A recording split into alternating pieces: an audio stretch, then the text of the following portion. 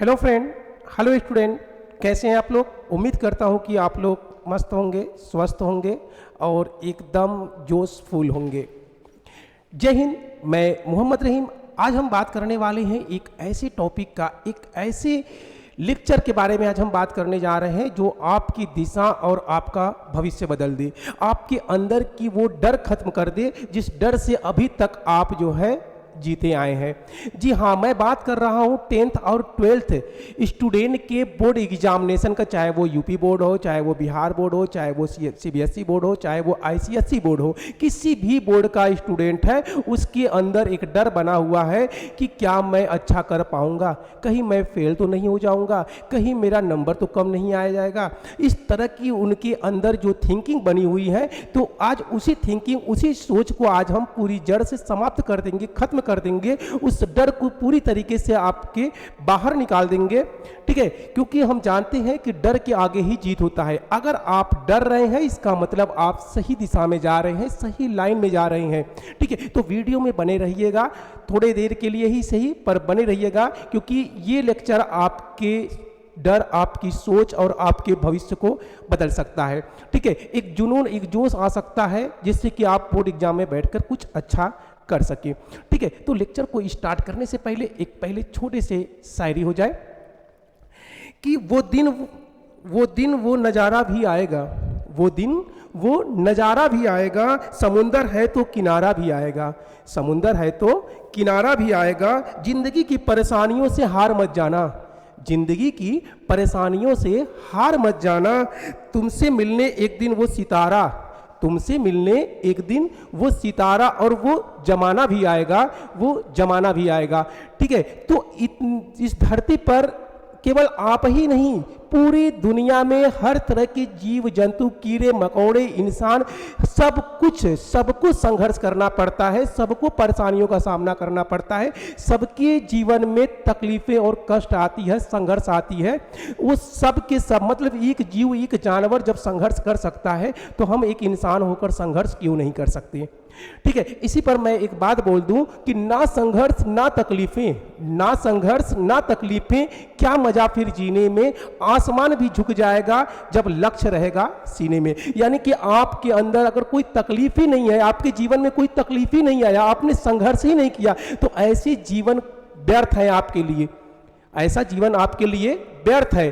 तो जीवन में अगर आपके तकलीफें आ रही हैं, आपको संघर्ष करना पड़ रहा है, आपको कठिनाइयों का सामना करना पड़ रहा है, बहुत दिक्कतों का सामना करना पड़ रहा है, बहुत सारे परेशानियों से गुजरना पड़ रहा है, दुनिया आपको इग्नोर कर रही है, आप पे हंस रही है, तो आप ये समझिएगा कि आप कुछ बड़ा करने वाले हैं या आप कुछ बड़ा होने वाले हैं, ठीक है। दुनिया में अपना नाम, इतिहास में अपना नाम दर्ज करने वाले हैं। क्योंकि कहावत है कि जो पत्थरें होती हैं, आपको मैं स्टोरी एक बताता हूं कि एक बार दो पत्थर थे, ठीक है, दो पत्थर थे, उसे मूर्ति बनाने के लिए ऑर्डर दिया गया था। एक जो आर्किटेक्चर होते हैं, आर्टिस्ट होते हैं, उन्हें ऑर्डर दिया गया कि मुझे दो मूर्ति चाहिए, ठीक है। तो उसने कहा ठीक है, थोड़ा समय मुझे लगेगा, मैं आपको बनाकर दे दूंगा। तो उसने उस पत्थर को तराशना शुरू किया।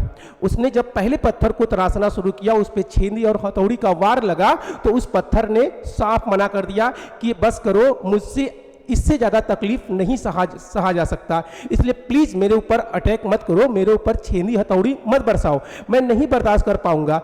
उस आर्टिस्ट ने उस पत्थर को छोड़ दिया।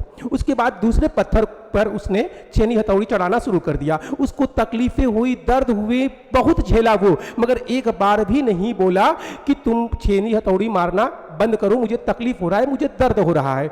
उसने पूछा कि तुम्हें दर्द हो रहा है फिर भी तुम क्यों नहीं बोल रहे हो। उसने कहा कि मुझे दर्द हो रहा है क्योंकि मुझे पता है कि इसी दर्द को झेलकर, इसी तकलीफों को झेलकर तुम मुझे एक ऐसी मूर्ति में कन्वर्ट कर दोगे जिसका वजूद, जिसके सामने दुनिया सजदा करेगी, जिसके सामने दुनिया सर झुकाएगी, लोग उसका रिस्पेक्ट करेंगे, उसको सैल्यूट करेंगे। और आर्टिस्ट ने वही किया। जब उस मूर्ति को कंप्लीट रूप से तैयार किया तो वो मूर्ति एक मंदिर में जाकर स्थापित कर दिया जाता है, जिसके आगे लोग सजदा करते हैं। वही जो दूसरी पत्थर था जिसको कि उसने साफ मना कर दिया था उस तकलीफ को झेलने के लिए, उस पत्थर पर लोग क्या करते थे, नारियल फोड़ा करते थे, ठीक ठीक है। तो इसीलिए अगर आपके साथ कुछ गलत हो रहा है, तकलीफें झेल रही हैं, संघर्ष करना पड़ रहा है, कठिनाइयों का सामना करना पड़ रहा है, तो आप समझ जाइएगा कि आप कुछ बड़ा करने वाले हैं, आपके साथ कुछ अच्छा होने वाला है। इसलिए परेशानियों और तकलीफों से घबराए नहीं, उसका सामना करें। दुख है तो सुख भी आएगा, दुख के बाद सुख, सुख के बाद दुख, दोनों लगा रहता है। पहले हम अगर सुख को झेल लेते हैं, पहले अगर हम सुख को झेल लेते हैं तो हमारे जीवन में फिर तकलीफें आती है, यानी दुख आता है। और पहले अगर दुख झेल लेते हैं तो बाद में हमको खुशियां ही मिलती है, बाद में हम इंजॉय करते हैं, अच्छे से रहते हैं। अभी जो आप तकलीफ उठाएंगे वो आप सिंगल उठाएंगे, अकेले उठाएंगे, मगर बाद में अगर आप जो है कि जब तकलीफ उठाएंगे यानी दुख को झेलेंगे तो आप अकेले नहीं होंगे, आपका पूरा परिवार उसको झेलेगा। इसलिए पूरे परिवार के साथ दुख झेलने से अच्छा है कि आप अभी सिंगल अकेले ही उस दुख का सामना करें, उसको झेलें, ताकि आने वाले समय में पूरे परिवार के साथ आप इंजॉयफुल अपना जीवन व्यतीत करें। ठीक है, तो इसलिए तकलीफों से आप घबराए नहीं, उसका सामना करें। ठीक है, तो एक और मैं बात करूंगा कि गम के समंदर में कभी डूब मत जाना, गम के समंदर में कभी डूब मत जाना, अगर मंजिल ना मिले तो रूठ मत जाना। गम के समंदर में कभी डूब मत जाना, अगर मंजिल ना मिले तो रूठ मत जाना। जिंदगी के सफर में महसूस हो अगर किसी की, जिंदगी के सफर में अगर महसूस हो किसी की, तो मैं जिंदा हूं अभी मुझे भूल मत जाना, मैं जिंदा हूं अभी मुझे भूल मत जाना।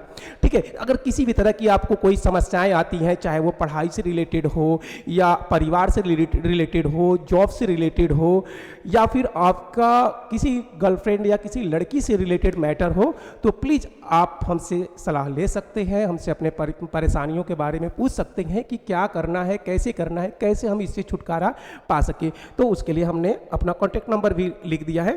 तो जिसे भी किसी भी तरह का कोई समस्या हो, कितना भी बड़ा तकलीफ और दुख आए, तो कभी ये मत सोचना कि बस अब मुझे सुसाइड कर लेना चाहिए, हमको दुनिया छोड़ देना चाहिए, हमको कहीं भाग जाना चाहिए। नहीं भागना है। ये समस्याएं सबके जीवन में आती हैं और जिसके जीवन में ज़्यादा आती है वही ज़्यादा ऊपर तक जाता है। आप किसी को भी उठाकर देख लीजिए। ठीक है, मैं बात कर रहा हूँ, आइए पर मैं बता देता हूँ। आपने अमेरिका के राष्ट्रपति अब्राहम लिंकन के बारे में सुना होगा। वो अमेरिका के 16वें राष्ट्रपति थे। होता क्या है कि बचपन से ही वो बड़े गरीब परिवार से बिलोंग करते थे। घास फूस की उनकी घरें हुआ करती थी, घास फूस का यानी घास फूस से बना हुआ उनका घर हुआ करता था। उसमें वो अपना जीवन व्यतीत करते थे। वो लकड़ियाँ काट कर अपना जीवन चलाते थे, उनके परिवार का भी वही हाल था। ठीक है, तो ऐसे में धीरे धीरे वो अपने जीवन को आगे बढ़ाते हैं और उसके बाद बड़ा होने के बाद वो जो है 32 साल की उम्र में पहली बार वो चुनाव लड़ते हैं। ठीक है, 32 साल में वो पहली बार चुनाव लड़ते हैं और बार बार वो चुनाव हारते हैं, फिर भी उन्होंने अपना संघर्ष नहीं छोड़ा।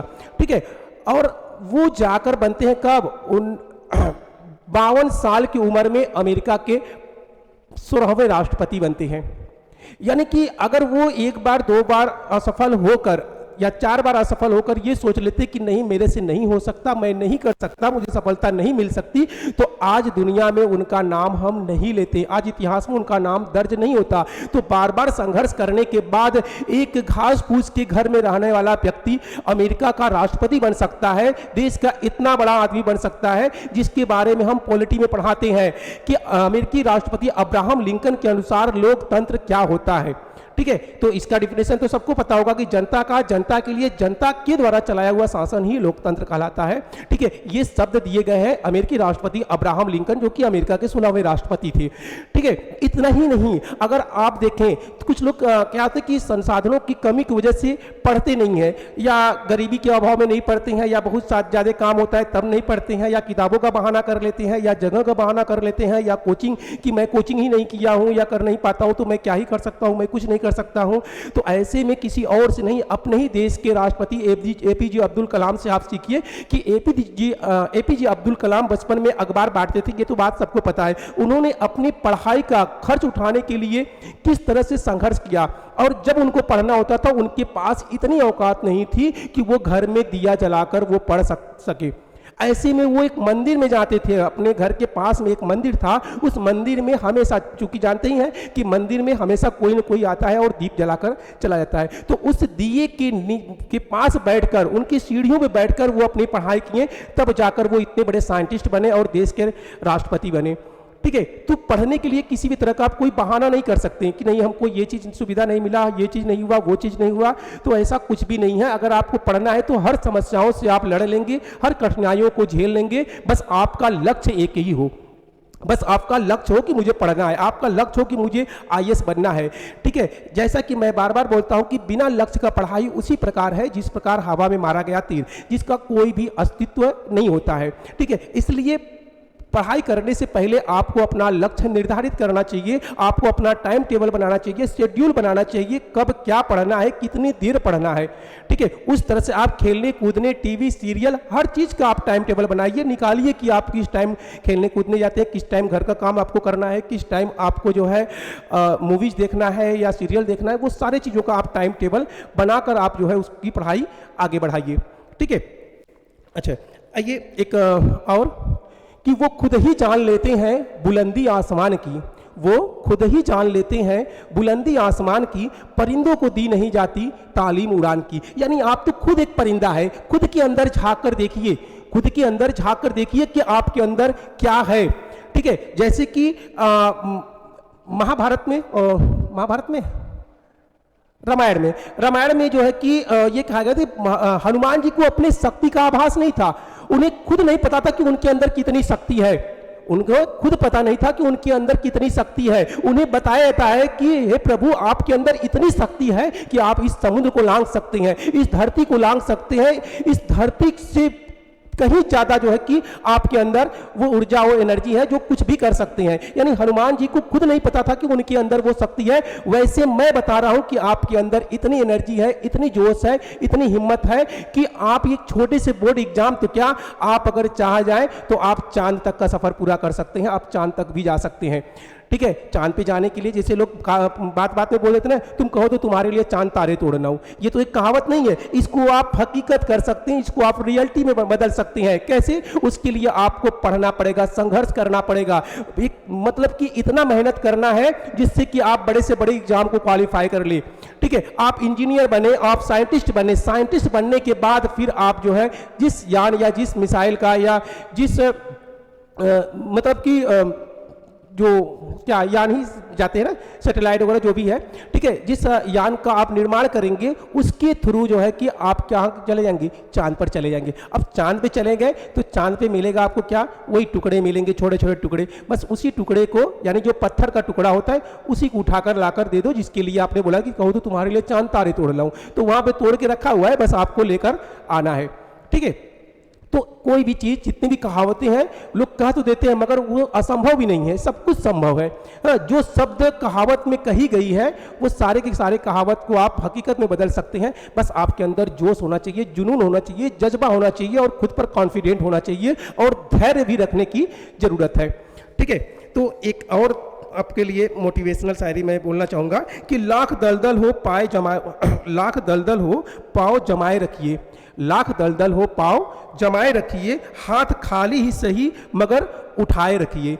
लाख दलदल हो मगर पाँव जमाए रखिए, हाथ खाली ही सही मगर उठाए रखिए। कौन कहता है कि पानी छलने में रुकती नहीं, कौन कहता है कि पानी छलनी में रुकती नहीं। बस बर्फ बनने तक हौसला बनाए रखिए, बस बर्फ बनने तक हौसला बनाए रखिए। यानी कि पानी को भी आप छलनी में रोक सकते हैं, ये भी असंभव नहीं है। आप बोलेंगे ये बात तो लोग हंसने लगेंगे, मगर उनको बताइए कि जब पानी को हम छलनी में तब तक नहीं रोक सकते जब तक कि हम पानी को बर्फ में न कन्वर्ट कर दे। यानी कि पहले पानी को बर्फ में कन्वर्ट करिए, उसके बाद छलनी के तो पार जा ही नहीं सकता। तो कहने का मतलब यह कि आप तुरंत उसको करने के विचार त्याग दीजिए, आप वेट करिए, इंतजार करिए। इसीलिए कहते हैं कि धैर्य सबसे बड़ा हथियार है। तो आप धैर्य रखिए और तब तक धैर्य रखिए जब तक पानी बर्फ में कन्वर्ट न हो जाए। ठीक है। तो कोई भी चीज दुनिया में असंभव नहीं है, सब कुछ संभव हो सकता है, सब कुछ आप कर सकते हैं। ठीक है। एक और मैं बोलना चाहूंगा कि तकदीर भी बदलेगी, तस्वीर भी बदलेगी, तकदीर भी बदलेगी, तस्वीर भी बदलेगी। हिम्मत मत हार मंजिल के मुसाफिर, हिम्मत मत हार, मंजिल के मुसाफिर, बस मेहनत कर, एक दिन मंजिल भी मिलेगी और जिंदगी भी बदलेगी, एक दिन मंजिल भी मिलेगी और तकदीर भी बदलेगी। ठीक है, तो हिम्मत मत हार, बस हिम्मत बनाए रख, धैर्य बनाए रख, सब कुछ तुम्हें हासिल होगा। ठीक है, तो फिलहाल लेक्चर ज़्यादा बड़ा ना हो इसलिए मैं इसको यहीं पर रोकता हूँ। ठीक है, तो बोर्ड एग्जाम वाले के लिए best of luck, all the best. अच्छा करोगे, डर है तो डर के आगे ही जीत है, जो डरा नहीं वो कुछ करा नहीं। ठीक है, तो अगर आप डर रहे हैं तो सही दिशा में जा रहे हैं, आप कुछ कर सकती हैं। बस एग्जाम में जाइए, बस ये समझिए कि आपके जैसा कोई नहीं है, आप उसके डायरेक्टर हैं, आप मूवीज के डायरेक्टर हैं, आपके हिसाब से वो लिखा जाएगा, न कि किसी टीचर या किसी प्रोफेसर के हिसाब से लिखा जाएगा। आप जो लिखेंगे वही सत्य है, वही सही है। तो एकदम पूरी कॉन्फिडेंट के साथ जाइए, एग्जाम में बैठिए और अच्छे से लिखिए। ठीक है, कोई भी क्वेश्चन आपका अधूरा ना हो, जो नहीं आ रहा है उसको भी लिखिए, जो आ रहा है उसको सबसे पहले लिखिए। ठीक है, दूसरा लेक्चर आप जरूर देखिएगा। दूसरे लेक्चर में मैं इससे कुछ अलग चीजें बताऊंगा जिससे कि आपको और भी ऊर्जा मिल सके। तो इस लेक्चर को मैं यहीं पर समाप्त करता हूं। तब तक के लिए जय हिंद, जय Bharat, all the best, thank you.